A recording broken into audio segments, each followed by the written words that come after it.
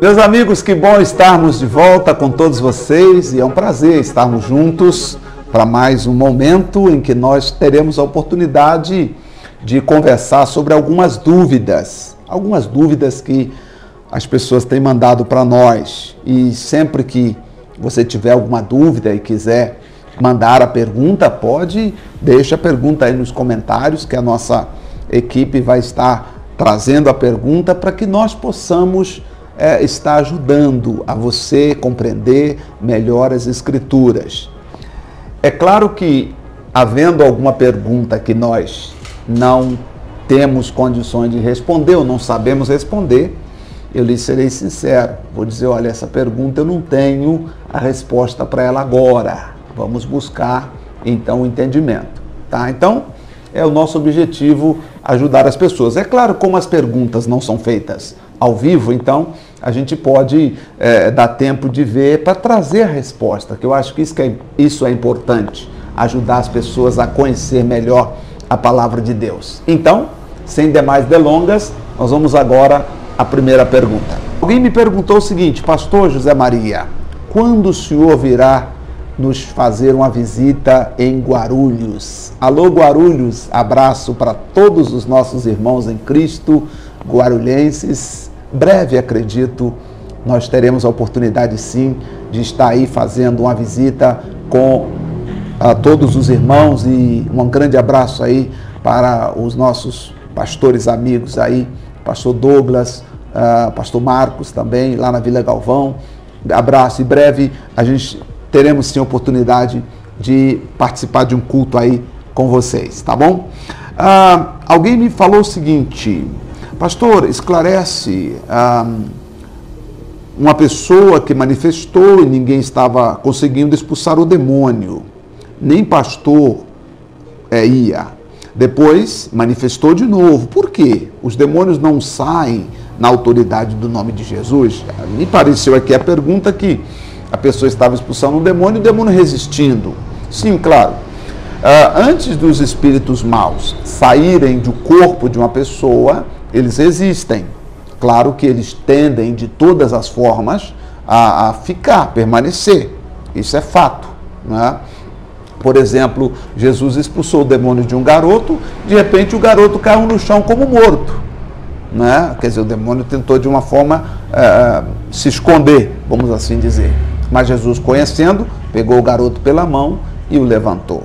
Eu acredito que o demônio, antes de sair da pessoa, ele vai sim buscar vários meios. Já lidamos com casos parecidos em que o mal dizia: não vou sair, não adianta, e não adianta, ela é minha e ela me pertence, e realmente já passamos noite inteira, é uma luta, né? Até que a pessoa ficou liberta. E destes que ficaram libertos que eu estou falando, alguns deles hoje são pastores, são esposa de pastores, são pessoas felizes que foram libertas pelo poder do nome de Jesus. Aqui realmente é o fato de ser persistente, que às vezes o demônio sabe que ele é derrotado, mas ele resiste, e na verdade quando ele resiste, ele está tentando provar para a pessoa que está ministrando que aquela pessoa não tem o poder de mandá-lo embora.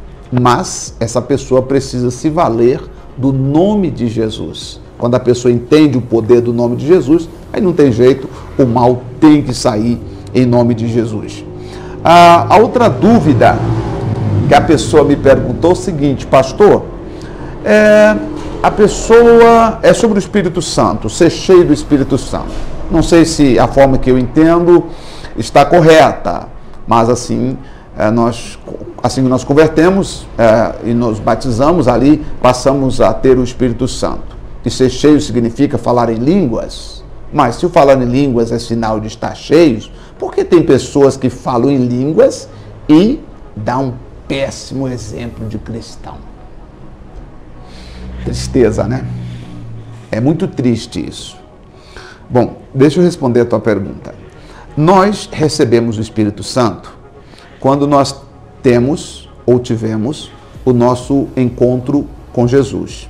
Foi o Espírito Santo que te trouxe a Jesus, correto? O dia que você sentiu o desejo de conhecer Jesus, de entregar a sua vida a Jesus, foi porque o Espírito Santo te trouxe a Jesus. Agora, o ser cheio do Espírito Santo é uma manifestação do Espírito Santo em nossas vidas. Eu vou exemplificar de forma bem prática. Vamos imaginar que o nosso coração é uma panela, certo? E vamos imaginar que coloquemos dentro, que o Espírito Santo é a água, e nós então coloquemos a água dentro desta panela. Agora, para esta água ferver, é necessário fogo. E vamos dizer que o fogo é a nossa oração. Então, a nossa oração é feita, a água, como fogo, a água aquece e ferve. O ser cheio do Espírito Santo é o fervor, é essa manifestação. E um dos sinais, ou das características desta manifestação, é o falar em línguas estranhas. A Bíblia diz em Atos 2, e todos foram cheios do Espírito Santo, e passaram a falar em outras línguas, conforme o Espírito Santo lhes concedia que falasse.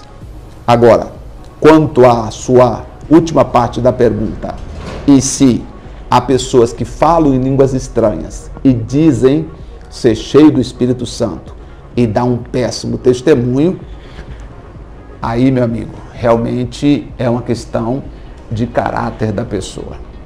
A pessoa precisa mudar o caráter. Porque o Espírito Santo, ele muda o interior. Mas uma vez que nós recebemos o entendimento da palavra, preciso ter um compromisso. Não adianta eu falar que eu sou pastor e as pessoas no meu bairro, na minha cidade, não me considerar como pastor.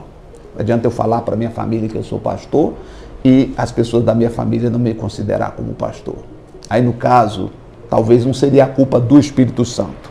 Aí seria a culpa do vaso. A pessoa não está tendo entendimento. Porque o Espírito Santo nos muda e nós precisamos lutar para ter os dons, aliás, os frutos do Espírito, que está lá em Gálatas capítulo 5, que é mansidão, domínio próprio, temperança, compromissos e etc. Honrar o compromisso que se faz. Porque hoje, infelizmente, há muitas pessoas que acabam não honrando o compromisso.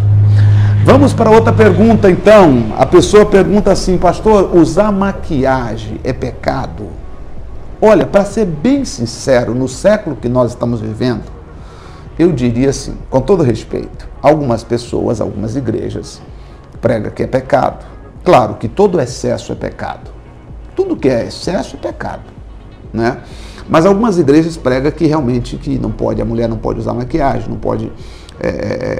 tem igreja que prega que não pode usar nem perfume, não pode cortar cabelo, né? Aí fica difícil, né? Já a pessoa não pode usar maquiagem, não pode usar perfume, aí vai ela morrer. Desculpa, mas é complicado, né? Como é que vai? No século que nós estamos vivendo, pecado. É pecado, pastor? Não, não é pecado. O que é pecado é o excesso. Ou, eu vou chamar esse excesso para você entender. O que é o excesso, pastor? O excesso é o seguinte: é quando você quer fazer a coisa para mostrar para todo mundo, para chamar a atenção das pessoas. Se você passar uma maquiagem, falando para a mulher, e disser assim: eu vou passar essa maquiagem, que quando eu sair na rua, eu quero que todo homem olhe para mim. Aí é pecado. Agora, se você usa a maquiagem para o seu bem-estar pessoal, para se sentir bem, né, não há pecado algum. Eu não posso te provar na Bíblia que é pecado. Da mesma forma, o cortar cabelo. As pessoas dizem: ah, mas cortar cabelo é pecado. Ô pastor, está escrito lá em Coríntios que o cabelo foi dado em lugar de véu. O Paulo foi bem específico na cidade de Corinto. Inclusive em Corinto era proibida a mulher pregar. Você vê que na cidade de Corinto não teve mulher pregando, porque lá a mulher não tinha voz, a mulher não tinha muito autoridade. E naquele tempo de Paulo, as mulheres prostitutas eram conhecidas pelo cabelo curto. E Paulo entra pregando o evangelho e essas prostitutas que eram conhecidas como quem tinha o cabelo curto foi se convertendo. E aí Paulo então, pelo Espírito Santo, teve essa ideia, essa inspiração. E disse o seguinte: porque haviam duas formas. A mulher de cabelo comprido naquela época era a mulher honrada, a mulher de cabeça raspada ou a mulher usando véu.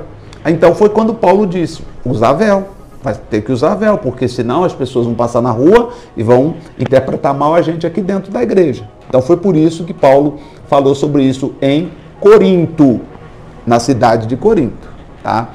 Já em outras cidades, tivemos mulheres fazendo a obra de Deus. Então, não é pecado. Já vi falar, pessoas dizem assim, mas porque se cortar o cabelo, lá no livro de Apocalipse diz que o anjo estava com o cabelo. Gente, eu já li a Bíblia, eu já li a Bíblia várias vezes. Não vou dizer quantas vezes, mas foram mais de 20. E eu nunca vi isso. Nunca vi na Bíblia isso escrito, que não pode. Né? Paulo está dizendo lá na igreja de Corinto. Mas hoje aqui, para nós, não tem nada a ver. Tá certo? Bom, o que mais que eu tenho de perguntas aqui? Essa eu já respondi. Tá. O que acontece com a criança, um feto, por exemplo, no céu? Não creio que viram anjos, né? Claro, você já praticamente respondeu a pergunta. Uma criança é um ser humano, né? Tanto que o direito civil já garante os direitos e etc. Civil da criança, né? Então, por exemplo, é um ser humano que vai ter com certeza a salvação. É claro que não experimentou o mundo do pecado que nós experimentamos. Acredito eu que por essa razão não haverá julgamento, até por causa da inocência. Assim como também há pessoas que têm o raciocínio, que têm dificuldade de discernir o que é certo e o que é errado, e aí, com certeza, a salvação pela inocência da pessoa, né? Agora, sobre os 144 mil, pastor, esta é minha dúvida, alguém me falou aqui, minha dúvida é sobre os 144 mil, né? Os 144 mil, segundo a Bíblia Sagrada, é uma questão que já me turbou muito. Uma vez eu estava evangelizando na rua e de repente uma pessoa, não vou falar da igreja que ela é, mas um pessoal que prega que salvos serão só os 144 mil, né? Não vou falar o nome porque é questão de ética. Encontramos essa senhora na rua, fui dar o folheto, ela não pegou. E ela falou, por que você está evangelizando? Por quê? Não, porque nós queremos que as pessoas venham à igreja. Eu falei, deixa de palhaçada, salvos serão somente os 144 mil. E aí falou para nós assim, lê na Bíblia lá em Apocalipse, capítulo 7, versículo 4. Eu e meu colega paramos de evangelizar na hora, fomos para casa, falou, meu Deus. Chegamos, pegamos a Bíblia e lemos exatamente o que eu vou ler para você. Olha só. E ouvi, João dizendo, ouvi o número dos assinalados. E era 144 mil assinalados de todas as tribos dos filhos de Israel. Quando a gente leu isso aqui, irmão, eu falei, irmão, para nós não tem mais jeito. Nós não fazemos parte dos 144 mil. Gente, o dia para nós acabou o dia, nós ficamos, era uma sexta-feira, estava eu e o Luiz, né? Lá do Mantiqueira, evangelizando, lá de Belo Horizonte. Abraço para a família do Luiz aí. E nós evangelizando e acabou o nosso dia. Nós morávamos na igreja, nós éramos obreiros. Acabou o nosso dia. Meu Deus. Aí o pastor chegou à noite e viu a gente lá e falou, pastor, não tem jeito não. Não tem jeito. O Luiz, que já tinha bebido, tinha uma vida errada antigamente, falou, vou voltar a beber, porque eu não fui no parte dos 144 mil. Aí o pastor, com muita paciência, chamou a gente e falou assim, olha, preste atenção, interpretação de texto. Ele disse, 144 mil da tribo dos filhos de Israel. Você é da tribo dos filhos de Israel? Eu disse, não. Muito bem. Então, da tribo de Israel, ele viu 144 mil. Gente, que alívio quando o pastor falou assim, continua lendo. E nós, com muita dificuldade, continuamos lendo. O versículo 9 foi a nossa salvação e a sua também, que acha que salvos serão só os 144 mil. No mesmo capítulo de Apocalipse 7, o versículo 9 disse João assim, depois destas coisas, depois que eu vi os 144 mil assinalados das tribos de Israel, e depois destas coisas, eis que uma multidão, a qual ninguém podia contar, de todas as tribos, de todas as nações, tribos e povos, línguas, que estavam diante do trono, perante o Cordeiro, trajando vestes brancas, com palma em sua mão. De todas as nações. Aí ele falou, tá vendo? Todas as nações. Aí pronto, falei, então pastor, ora por nós aqui, que nós hoje não evangelizamos. Você vê como a falta de entendimento. Às vezes a pessoa lê um texto e sem ler o contexto. Fazendo a obra com excelência. É um tema que nós vamos estar abordando aqui e todos os sábados será uma série que nós vamos estar divulgando aqui. Fazendo a obra com excelência. explicando como entender as Escrituras Sagradas. Isso é importante, porque quase que nós nos desviamos. Falta de entendimento. Porque nós lemos só o versículo, não lemos nem o contexto e nem prosseguimos na leitura. Porque a explicação, nós não entramos nos 144 mil. Nós fazemos parte dos que João viu depois destas coisas. Olha que interessante. Então, se você acreditava que salvo seria só os 144 mil, não. No mesmo capítulo de Apocalipse 7, você lendo a partir do versículo 9, você vai perceber que lá estava uma verdadeira multidão, e ele disse incontável. Inclusive, eu vou encontrar alguns irmãos lá da África, lá que vão dizer assim, poxa, pastor, né, o senhor me ajudou muito, né? Um fundício, né? Que chama um fundício, me ajudou. Vamos encontrar, porque fazem parte dos que ele viu depois. Gente, eu acho que por hoje é só. Acho que eu respondi todas as perguntas de hoje. E aí, no próximo programa, próximo domingo, tem mais, tá certo? Se você tem a sua dúvida, manda para nós. Compartilha se você gostou também. Se caso ajudou você, com certeza ajudará outras pessoas também. Então compartilha com elas, mande a mensagem para elas, para que elas possam também subscrever no nosso vídeo e acompanhar as nossas publicações. Tá bom? Muito obrigado pelo carinho da sua companhia. Até o nosso próximo vídeo. Tchau!